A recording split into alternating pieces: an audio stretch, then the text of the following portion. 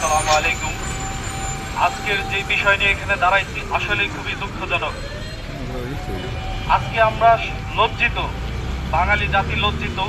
একজন ন্যায়ের পক্ষে, সত্যের পক্ষে সারা জীবন লড়াই করেছে ভিপি নূর, তার উপরে পুলিশ এবং আর্মির যেই নির্মম লাঠিচার্জ, এটা দেখে আসলে আমরা খুবই হতাশ, খুবই দুঃখজনক।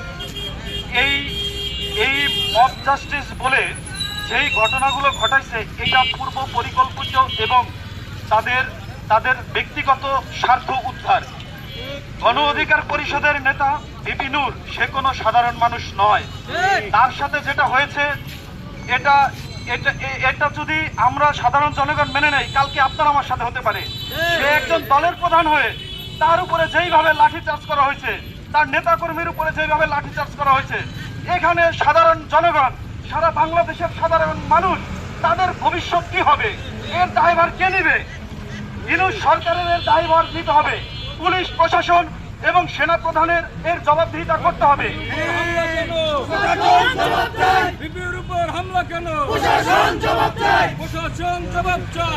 কারণে 24-এর আগেও দেখেছি রাজপথে অনেক ভাই জীবন দিয়েছে।